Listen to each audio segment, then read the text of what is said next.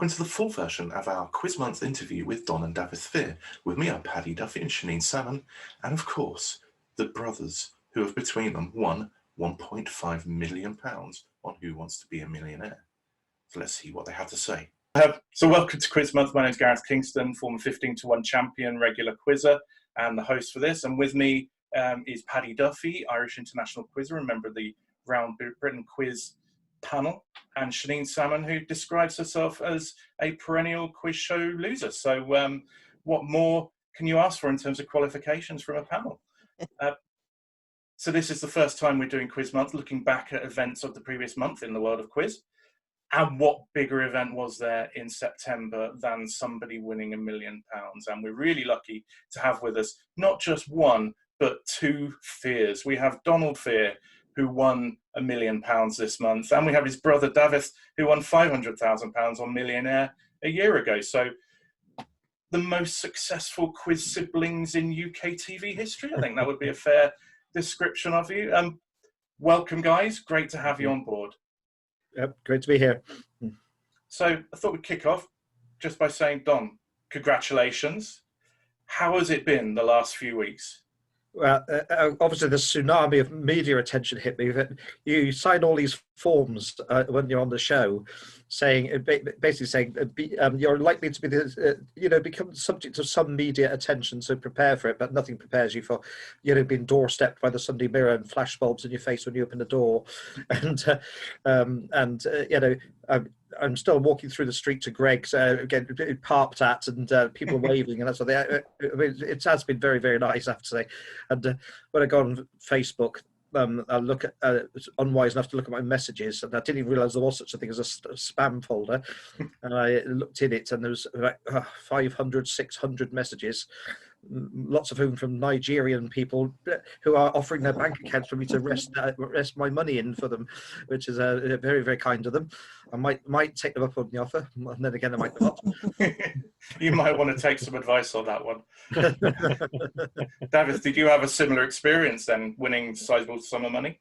No, I was expecting that the publicity department of ITV would be organising me to go on This Morning or whatever, and I said, well, I didn't want to include the Welsh media at all, and all I got was the Welsh media wanting attention. I had an interview with the North Wales newspaper, the Daily Post, Liverpool Daily Post, and the Welsh Language News had a section with me, and that was about it. And it was quite stressful in a way, because I couldn't get hold of anyone in the ITV publicity department to say, yes, it's okay for me to talk to other companies like this independent Welsh outfit. Right. And we were on the person who was to contact was on holiday in Mallorca. So we were there with me in the studio wanting to be filmed, still trying to hear from this woman in Mallorca. Well, actually, that was one of the things that there was something actually that I was finding in terms of the media attention, Donald, that you got. Because I know a couple of people that work on Who Wants to Be a Millionaire. I'd heard that there was some, there were some rumblings that somebody might have won. I tried to just sort of find out off my own volition. Nobody would tell me a thing. Like people I've worked with for years and years, and I didn't get a peep out of them. So I was like, did you find it difficult to keep that to yourself? It was quite difficult, because you could probably see behind me, my house is in a hell of a state because we've actually got two, right at the beginning of lockdown, my daughter sold her house, and her partner and my granddaughter came to live with us in the house. So of course we had to clear all the furniture out of a room so they could live in it, and it's ended up behind me. So we got bookcases in front of bookcases, and it's very, very crammed and so on. And keeping the secret from everyone in the household is completely impossible, of course. I was doing quite well until Who Wants to Be a Millionaire themselves rang up about 3 days before the show.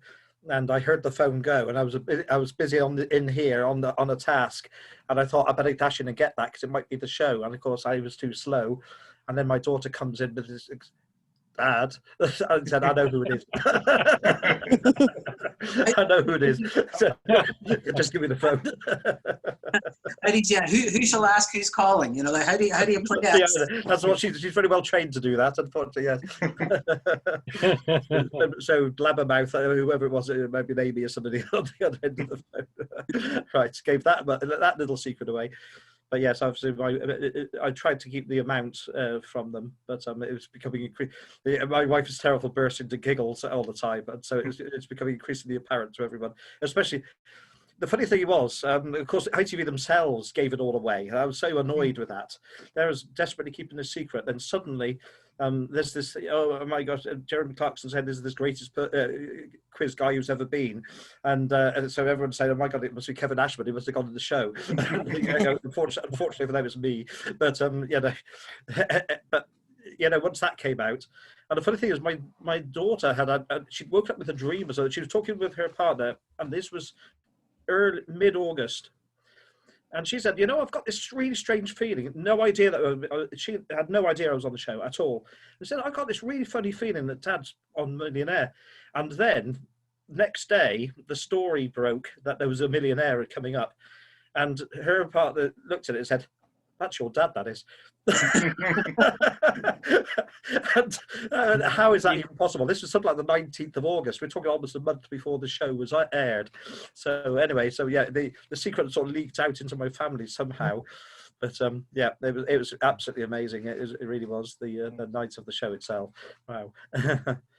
Explain why they leaked it, because I remember seeing the story that someone has won £1 million for the first time in 14 years, I think it was. Yes, it was 14 years. And the reaction was, why have you told us this? Why didn't the audience just kind of come to it as they were watching, as you would have got when the series was on? I don't know when it last ended, but kind of the 20 years ago, it was usually a surprise when someone got the £1 million, and we didn't have that as an audience this time. So it boosted the audience perhaps during the week because everyone was tuning in thinking it's going to be tonight. But of course, when it came to the last show, halfway through the last show, when Hamal was he went off with 32,000, then it was obvious that there was so little time left. There was only going to be time. So whoever next person walking to the chair had to be the one. So of course that was well truly. But the trouble is, they also gave a teaser, didn't they? They gave a 20-second teaser of the show, and who was slap bang in the middle of it in his pink shirt, in the famous pink shirt? It was me. I said to the publicity, I was very cross that they've included me in that. Because, and you had lots of your school kids as well on of course, it just Twitter and Facebook and saying, I reckon that's my teacher. I reckon he's done pretty well. Yes, and of course you could rewind live television. So in no time at all, one kid had seen it, passed it to six, his mates, their mates. No time at all, 600 people at my school alone knew I was on the show. Okay, and there were people in my family. My wife heard my mother-in-law scream very loudly downstairs. She piled downstairs thinking she was falling over or something, and she'd just seen. Just saw you in your pink shirt and just got excited. Yeah. So the secret that was on the show at all did not. ITV, thank you very much. Let that out. I had people contacting me saying, I've seen you on the TV, but you're wearing a different colour shirt this time. They couldn't. I'm interested in the pink shirt, actually, because it's like, when you go on a quiz show, and especially something where there's so much money and there's so many eyes trained on you for quite a bit of time, like how much thought did you put into wearing that shirt and that idea of this is the shirt that I could win lots of money in? I mean, did that go through your head, or did you just? It was a lovely ship from it hits Matalan Sales. They're a style icon, but the fact is, I was told to bring 4 shirts in case the filming went over 2 days, and then wardrobe would choose, and I gave a very nice emerald green shirt. Spoiler alert, there's another show about Who Wants to Be a Millionaire coming up next month, I think, in which I'm wearing said shirt, which I liked.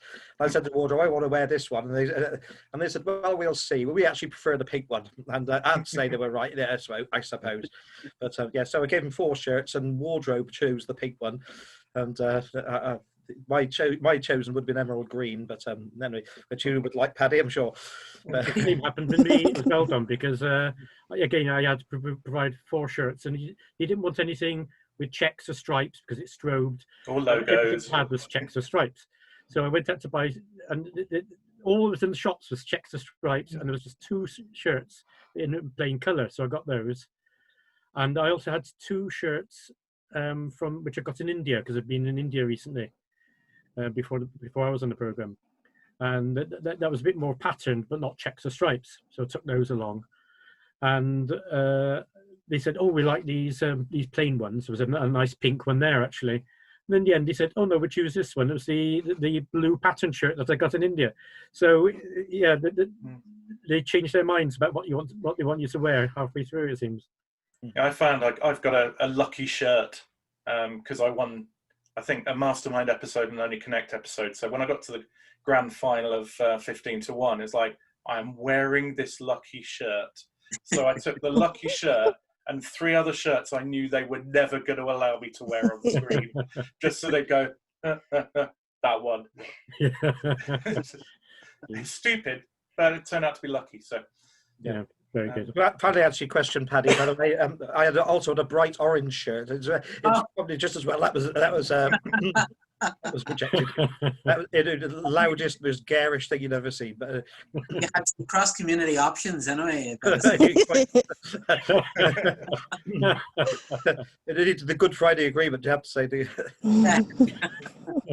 So how long did you have to wait from recording to it going out? Oh, ages. 20. What was the date? 23rd of July we filmed, and then 11th September it aired. So yes, it was a month and a half. It was the longest month and a half of my life, and almost as long as the time since, because I still haven't been paid. Really? Whoa. I've not got the money yet. I think it's due next. They said 4 weeks after it airs, so it should be next week. So Wow. Yeah, I mean, I thought 15-1 were bad because they said, well, we won't pay you until the day of broadcast, and then there was no day of broadcast and no day of broadcast. And 7 months later, it came. 7 months. And it's, 7 months. but then the money was in my bank account that day, so at least But it was. I spent 7 months thinking, did I give them the right bank account details? Being paranoid about this. I know. Yeah. There's something, I think, in America, if your episode doesn't get screened and you win, you don't get the money. Yeah. I had a friend who appeared on an episode of The Chase, and there was a question about Dr. Fox, and there was allegations about Dr. Fox, so they couldn't show that episode. But he still got his money, even though the episode, I think, has never been broadcast. So it's really interesting that they kind of, I don't know why they're kind of like, oh, we wait till the day of broadcast, because even if they don't broadcast it, I think they kind of still have to pay you at some point. I'm sure they're in breach of contract in some regard. Okay, so Don, you're a teacher. Davyth, you were a teacher. Right. John Robinson, who won £500,000 last year, is a teacher. David Edwards, who is one of the £1 million winners, was a teacher. What is it about teachers that makes them really good at Who Wants to Be a Millionaire?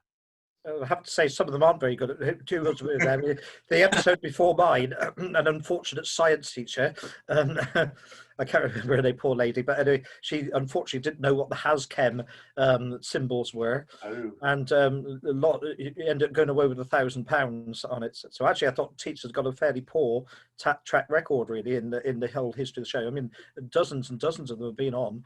So anyway, but in my case, I think history and politics are the ideal subjects to have, really, as long as you can back up with a bit of science or nature or something like that. And geography.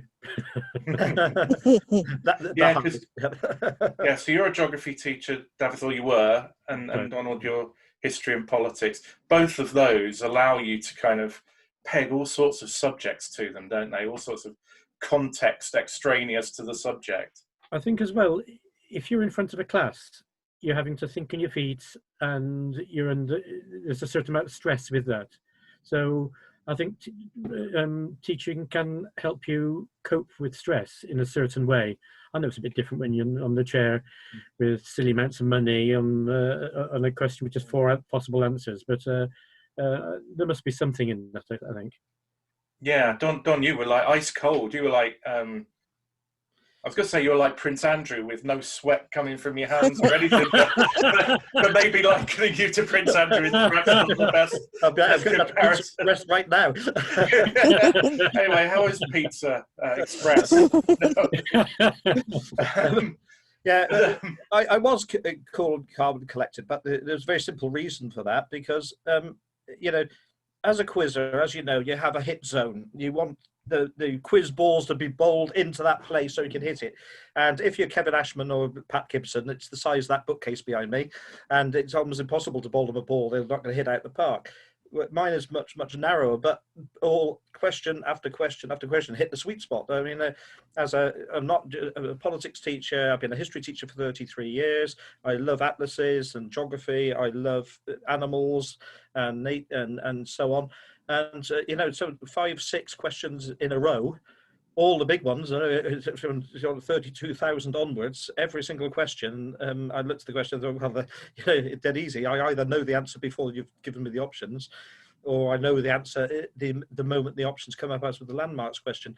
So there is no stress when you've been asked something you're absolutely certain.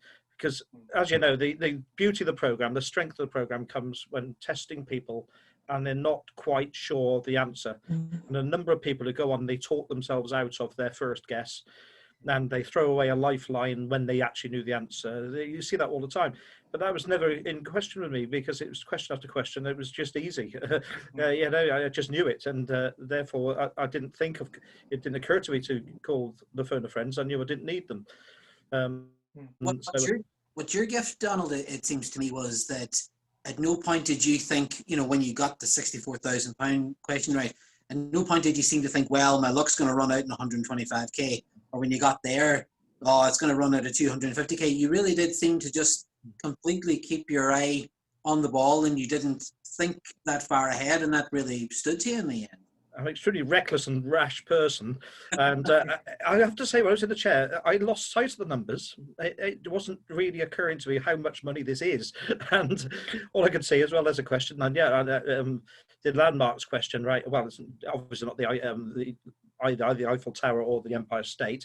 What's the other two? Well, it's got to be Big Ben. And so, my gosh, we're playing around here with more money.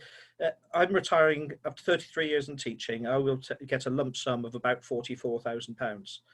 And here we are talking massively more than that, and I'm just, blithely saying, "Oh well, I just gamble. It's going to be that and gamble it."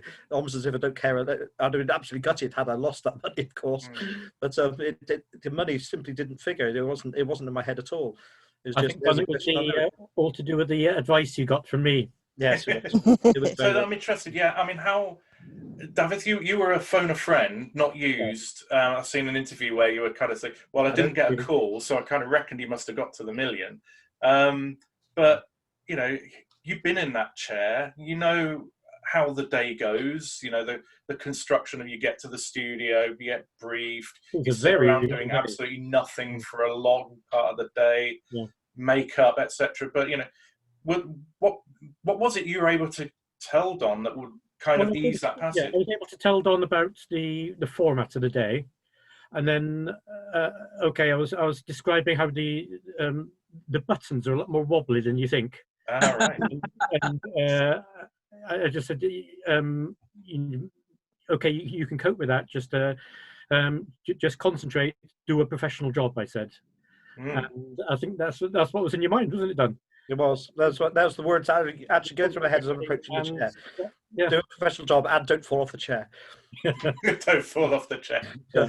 Mind you, that would have been one of those moments that we would have watched forever and a day. Oh, I know. I was convinced I was going to get on the chair. I was going to go whirling round doing the sort of the 720 or something. How heavy the glass of water was. It's like that. And it's so heavy. It's so heavy. Yeah. Yeah. It was great. Cool. Anybody got anything else before we segue?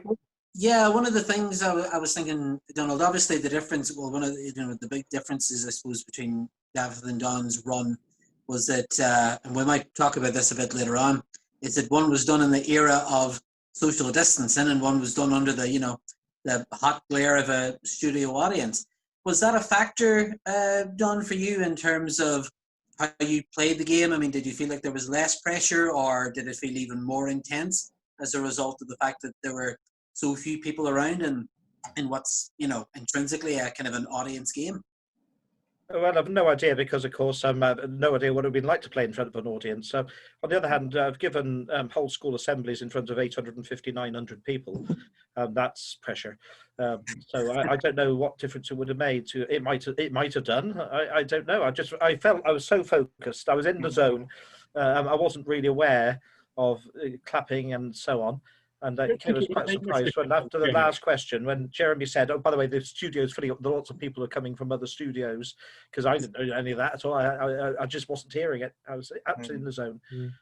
Yeah, I mean, I think one of the big differences, of course, is the two phone a friends rather than the ask the audience. Which I think if you can get past those early questions where you're likely to get the trivia, which you completely managed to avoid, luckily, then two phone a friends is a real advantage. And I wonder, Davyth, if you were looking on thinking, if I'd had a second phone a friend for that £1 million question when I was in the seat, would you have felt more confident of getting the million? Well, it's a number of things, really. First of all, I don't know whether the audience would have made much difference, because when you sat in that chair, you don't really see the audience. You're facing away from them. And I knew that my parents and my wife was behind me, and you couldn't sort of turn around and actually see them.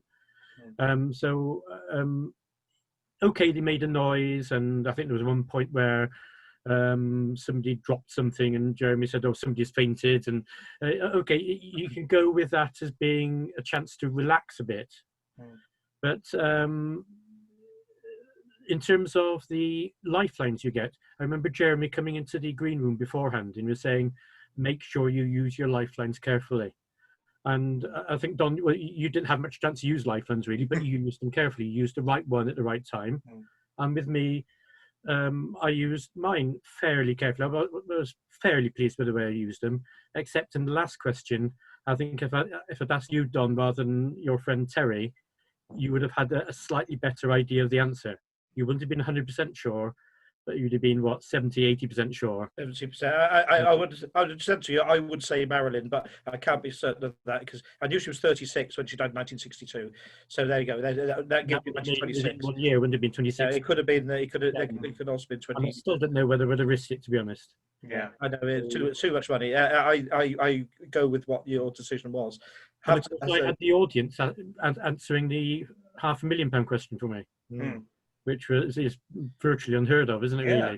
Really? And that was trivia. It was, you're talking about dates on condiment bottles. Yeah. It ranks there with Google and yes, and Olympic rings and.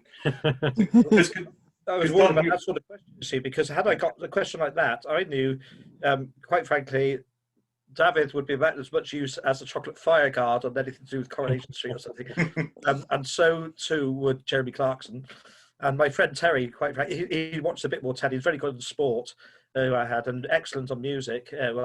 Pop and rock music at least. But the TV trivia, I was afraid of that a question like that coming over the horizon at any minute, and that I would have been taking the money and running if that had happened. And so I was so lucky; it just went on and on and on, and no sign of it. I couldn't believe it. Yeah, you got to be lucky with the questions you get. I was, yeah, definitely. And any quiz, you need luck, but it's good when it comes when it really matters.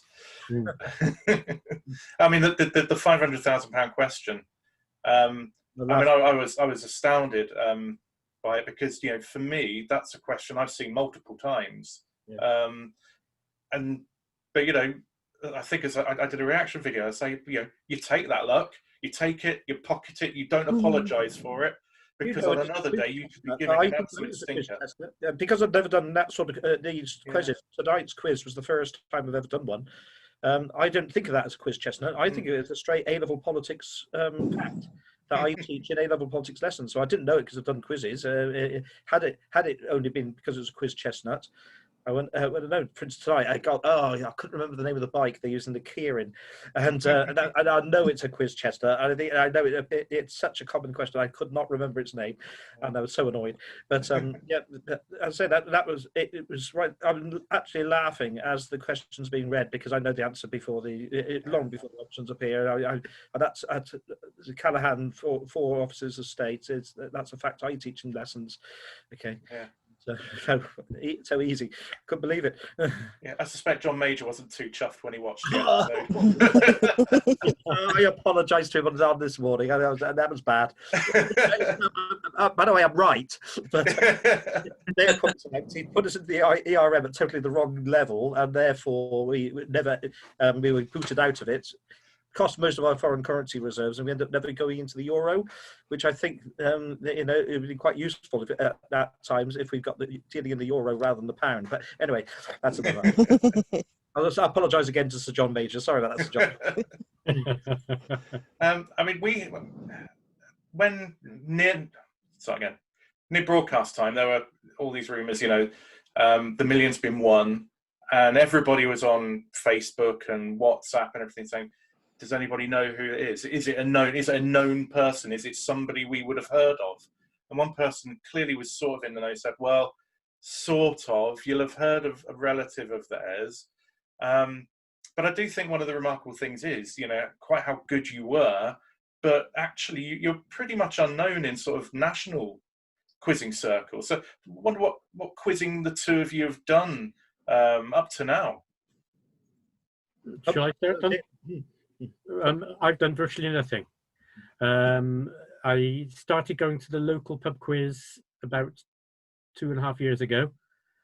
And since lockdown, of course, I haven't been back. And in fact, I don't go back now because I've started learning Cornish online, and my Cornish language lessons are on Zoom the same night as the local pub quiz. So, and I'm not particularly good at that one because it's mostly trivia and so on, and a lot of TV and music. So I haven't done much at all. And Don? No, very little. I say I've been going to a pub quiz for about 6-7 years probably. The same one, which has also been kiboshed by lockdown, of course, unfortunately. But it's not a league or anything like that. It's just a huge part of fun, and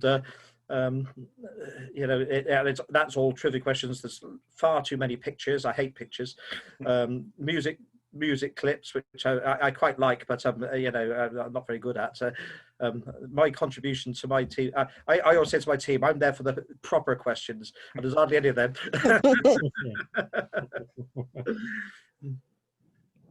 So you've so for both of you, is this the first TV you've ever done? Yes. Yes, in terms of quizzing. Yeah. Wow. I mean, I've been on Welsh News a couple of times with clips about astronomy and stuff because I'm secretary of the local astronomy society, and I was in the final of the Welsh Learner of the Year competition in 1986, and so there's a program about the 4 finalists, which I was one of them way back then. But that's about it really. I mean, this might be a rather stupid question, but what was it about Who Wants to Be a Millionaire that appealed as opposed to, say, 15 to 1 or Countdown or The Chase? I tried them Who Wants to Be a Millionaire years and years ago, back at 2000, whatever. And of course, it was different then. You had to phone up and answer a question, and it cost every time, sort of thing. And then when the reboot happened, I watched a couple of programs. My wife said, "Why don't you try?" And so I did.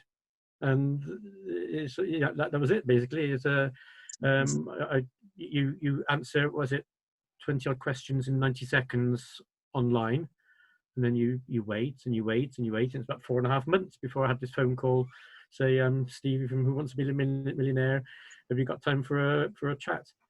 And then you go through the process of the Skype interview and so on, and you down to the shortlist and whatever. And of course, after I got on, you applied then as well, didn't you, Dan? Well, I applied because you were on, basically. I think, as soon as you went on the show, it was the day of the filming, it hadn't yet aired, but I think they were busy showing repeats of the previous series, and at the end they came up, we know we're recruiting contestants for the next series. I was like, well, if he could get on, so, and also I can outrageously name drop now and say my brother. And I think they were quite intrigued by the fact that I'd said I'd like to go one step further. I had no idea at the time what that might have some import, but of course the producers must have looked at that and thought, well, hang on, there's an opportunity here. Giving rise to all of the reports about it's a fix, of course. Do we have a strange handshake and all the rest of it? That must be annoying. Sorry, I was going to ask if you had a fastest finger first machine like the Ingrams apparently had. No. And was it just, because that's the bit that scares me. That's probably why I've avoided even considering Millionaire, because I'm not going to get past that. On my program, Shanine, because there was the visually impaired lady from Shanley, and so Jeremy Clarkson had to read the question out and the answers. And then you had this sort of hooter going. and then you could put the answers, press the buttons. And when we had the practice in the afternoon, we had a lot of problems because if you were too early, if you anticipated the hooter, the first couple of buttons wouldn't register. So if the answer was A, B, C, D, you might end up with C, D, and then you're at the bottom. Delete that and go back again. And you had to really judge when to start pressing the buttons. And it was so quick because everyone knew the answer, of course. I mean, I was 1.35 seconds, which isn't far off the British record. I mean, it's just a blink of an eye, isn't it, really? 1.35 seconds to press 5 buttons, A, B, C, and D, and the green button to lock it in. And the others were just, your rivals were only hundredths of a second behind me. It's Sean Nichols, right. 700ths of a second between me and second. Visually impaired lady, 1.49, I think she was. That's right. Incredibly fast. That's right. I limped in 4.8 seconds or something. Terrible. In practice, I was so slow. I had a lady called Charlie next to me in the chair, and she was lightning figure. I could see that corner away going like that. Oh my god! And I was totally intimidated. So I went back to the green room and just saying, "Look, I'm never going to get in the chair. I'm far too slow." And so it came as a massive surprise when I got in the chair at all, because I just did not expect to get in. But anyway, I'm glad I did. You told me when we spoke the other day that you applied for 15 to 1 an audition, but didn't get through that. Didn't get through the audition. I was knocked out before. They played a game with 4 lives instead of 3, and they all ganged up on me. They did. I kept getting it right, throw that out. I know the number 6, you have that. Number 6 got it right. Back to you. Back to me. Back to me. And so it's actually a very unfair way to do the audition, because I was about 4th out. But I'd actually answered I'd answered 5 or 6 questions right before I was ejected summarily from the show, and some of the people who actually ended up going on the show only answered a couple right, but survived far longer because they weren't in the spotlight at all. But 15 to 1 was an amazing quiz. That was just such a good quiz, and you've done so well in winning it. That's an amazing feat. Well, an awful lot of luck involved in that as well. But I don't apologise for luck. Because I take it when it comes along, and there are other days where you don't get a sniff. So you do need it. Both of you then had done pub quizzes, but not a huge amount of pub quizzing. You've done nothing on the national or international scene. So what was it about your upbringing, your family life in the Fear household, which gave you such a great kind of grounding in knowledge and learning? What was your childhood? I'm kind of imagining like sort of Look and Learn and all sorts of other kind of magazines there that you're reading and digesting. We didn't have a TV until when I was, I think, 11, 12, and you must have been 8 or 9, Don. I think, yeah. And even then, it was a really small, even the huge, great sort of cabinets with a really small screen and a sort of a record player underneath, that sort of thing. And I think we could really get the one channel at the time, anyway. And so we'd always read a lot as a family. We started with the usual sort of Enid Blytons and Malcolm Savills and all the rest of it. In fact, Willard Price was a help to you, Don, noting. It was. That's how I do the cetaceans question. Toothed Whale, wasn't it? And then we had Encyclopedia Britannica and so on, and Knowledge was another set of magazines that we had. And we used to test ourselves with quizzes between each other and so on. I remember Top of the Form was a really good quiz when I was young. How old I would have been, but way before Trivial Pursuit. We're talking mid-70s. Who was the quizmaster? Was it Michael Rodd? I think it was. It was, but that was. Do you remember that, Gareth? I mean, obviously Shanine won't, but it's that was really good. I loved that quiz. They come in from school and watch that, and that was probably the first quiz I ever watched. And I do remember some early Mastermind. I don't know what I was doing watching Mastermind when I was 10, but I actually remember Ellen Wilkinson winning it. Now, that was 1973. Wow. Yeah. I think, and I remember that. I was only 10 years old. So God knows how many questions would I know. None at all, presumably. I remember Mastermind was one of those programs that was on just about the time I should go to bed. So I'd say, I really want to watch Mastermind. And that would be my way of staying up an extra half hour. And it's just cynical, but it turned out to become a part of my life. Okay, so that's interesting. A house full of books, learning, and the two of you spurring each other on by the sound of it. Also, I think we moved around a bit. We lived in Manchester, then in Cornwall, then in West-Supermare. So we were exploring different parts of the country. When we lived in Manchester, we used to go on the bus up to the Lake District and Yorkshire and so on. So we were interested in the outdoors and nature and so on, and places. We go to National Trust properties and abbeys and castles and this sort of thing. So we'd be interested in. Okay, my bent was always more for the geographical side. You were more of a history person, Don. No, yeah, not so much later on, really. I think I really took to A level. I think I'd also mention as well our genes as well. I mean, Mum and Dad are both absolutely amazing, still going strong. Mum's 80 and Dad's 87. Dad's a retired pharmacist, and he knows absolutely everything on science. His knowledge is just absolutely incredible, as long as it's science. And my mum is, very good on literature and so on. Literature and history, and she loves going around old churches, and she's dead interested in birds, and she did A-level geology for fun. And we have got astonishing parents. I think a lot of it, all of it's come down from them, really. You got to say, and our sisters as well are incredible. So we can look forward then to some more Millionaire winners from the. Family. Wild horses won't drag our sisters onto the show. they found quizzes a bit of a bruising. Definitely think it was then, didn't they? So given the fact that you've had this sort of long kind of love of kind of facts and sort of and gaining knowledge and everything, but not necessarily knowing about the national scene or the international scene or anything, how much of a revelation, shock, or whatever it is, to sort of to discover that there's this sort of big international quiz community where people take this sort of thing super seriously? How did you respond to that kind of discovering that kind of word? Just for my performance tonight, very badly, because I only scored 77. No, I was really fascinated. I have to say that's my retirement planned out for me. I retire in 3 months. I'll be retired in 3 months' time, and I really would like to get more into it. And I can't wait for all this lockdown rubbish to end, so we can actually meet in person. To do these quizzes rather than over Zoom. But no, it's. I think with me, I've got lots of other interests as well. And in order to do really well in these quizzes, you've got to know about your entertainment and lifestyle and so on.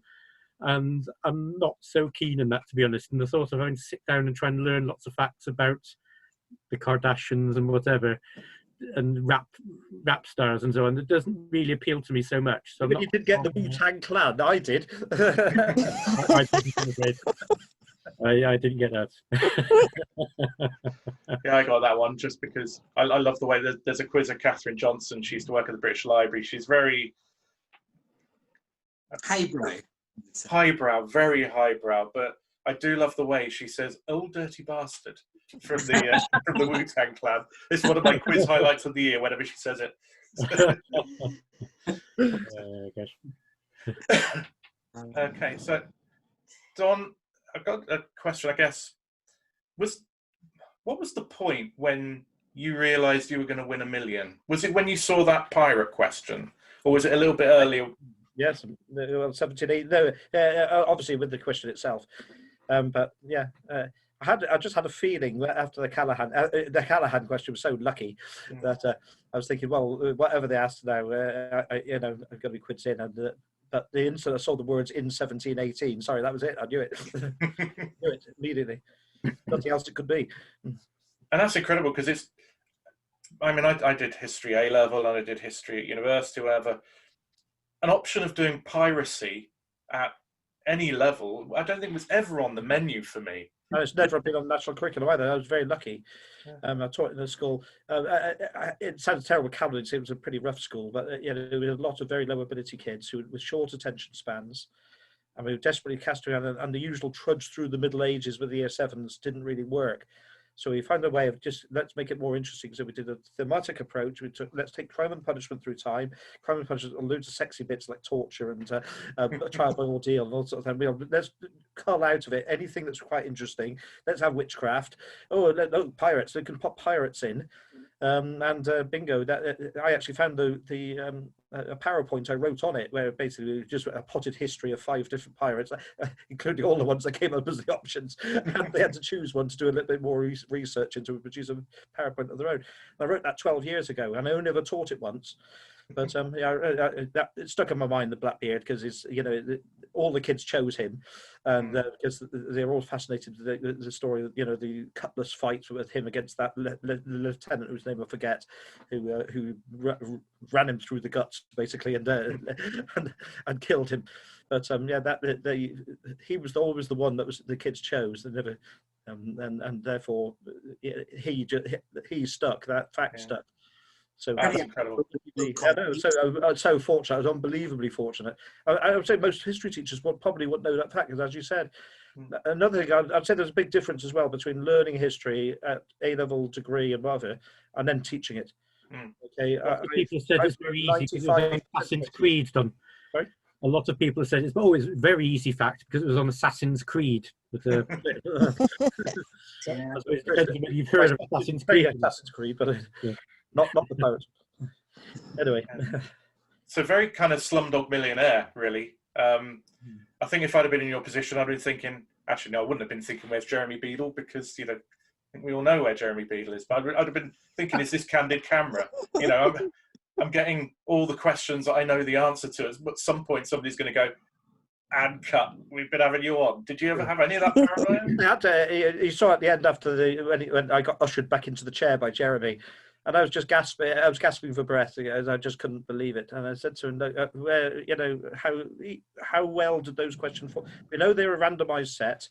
We're told the format, and I believe them. Everything's random, and I just got the random set, which just couldn't have been. It could have been written for me. It really could." It's brilliant. I mean, I have to say, you know, I think most quizzes will have looked on that, and you know. Of course, there's a pang of envy because we'd all love to be there and have that opportunity. But it's also brilliant to see somebody deserving win and win big, because you know that most shows on British TV, quiz shows, which have a large prize, generally don't allow decent quizzes on. Your prime time, Saturday tea time quizzes. You know, the likes of myself, Paddy, Shanine. Well, Shanine, actually, you've been on one, haven't you? When you were younger. When I was younger, yeah, I've been on a few when I was younger. I haven't done it in a while, but I know the ones you mean. But the more you do it, the more you do, particularly the serious quizzing, the less chance you've got on getting on these things. So when you do see a good quizzer winning big, it's brilliant, and I really enjoyed that.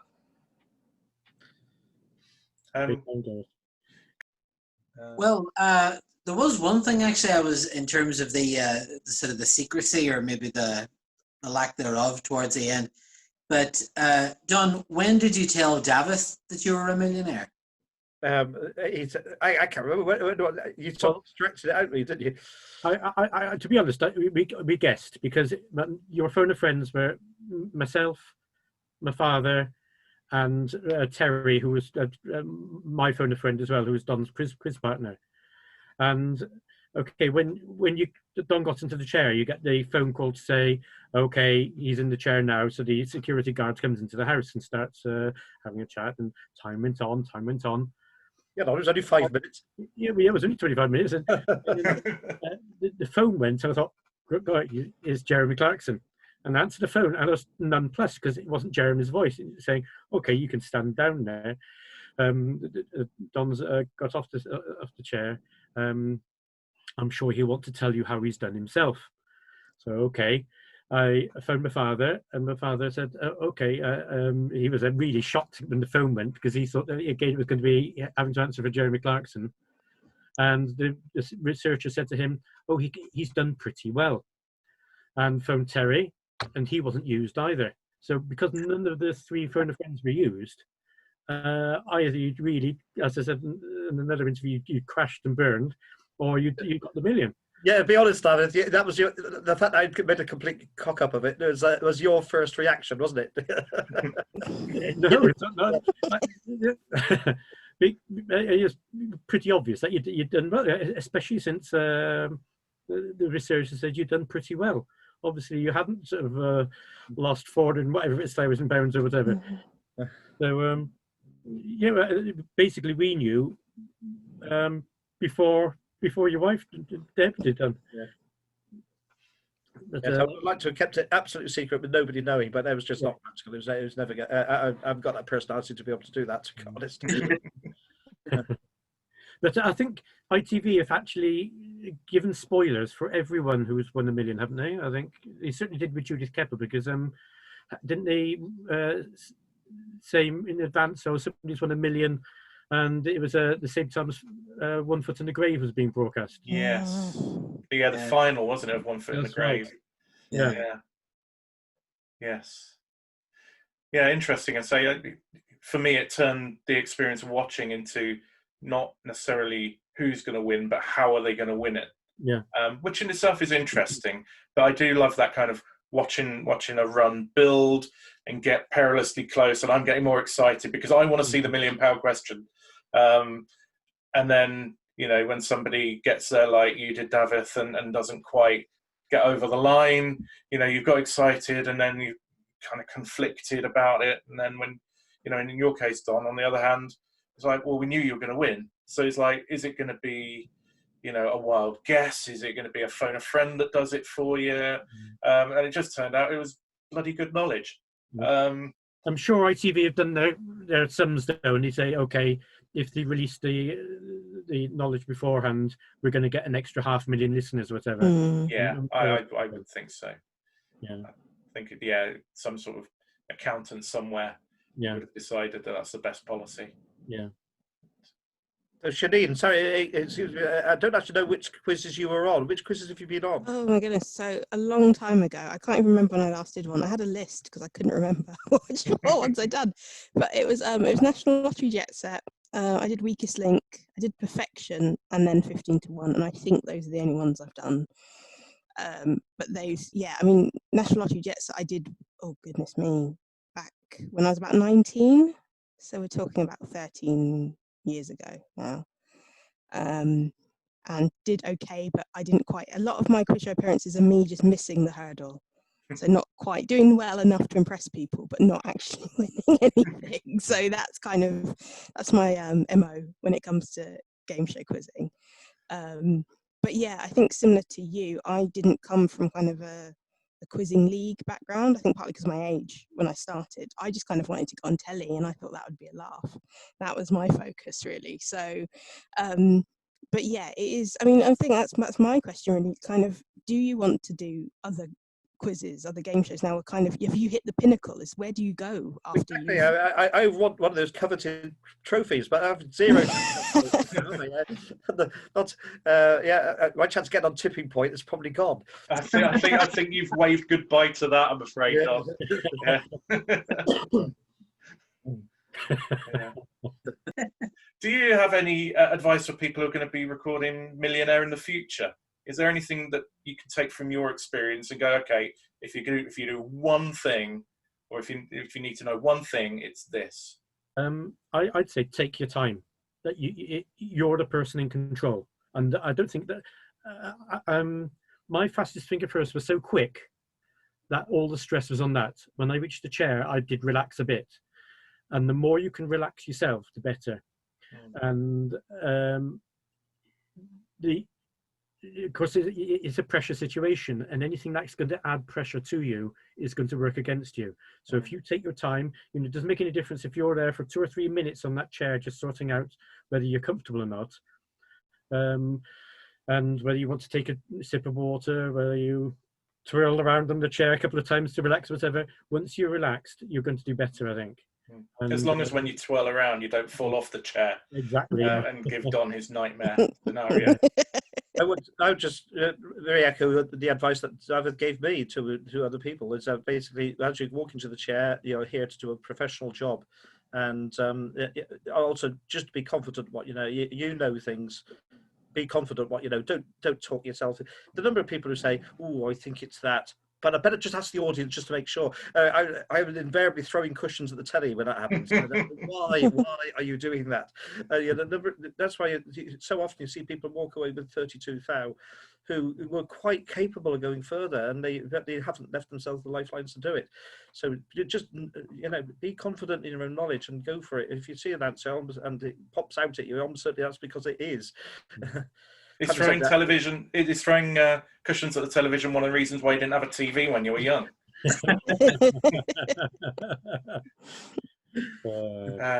Okay, no, that's really good advice, because I think with a lot of TV quiz shows, you have the whole attitude of, I've had a lovely day, I've really enjoyed myself, and I'm going home with sod all. Whereas actually, you weren't there as a tourist. You were there to do a job, and the enjoyment comes from doing a job well, rather than just simply from being there. Right. Yeah. So truly life-changing moments and sums of money it's put in my life. Whereas it would have been retiring in 2 years. I'd have been fine, but wouldn't exactly be a very wealthy retirement. Now I can do so much more. My horizons in terms of things like travel and so on, and helping out. It's different, isn't it? It's big money, isn't it? Or possibility of big money.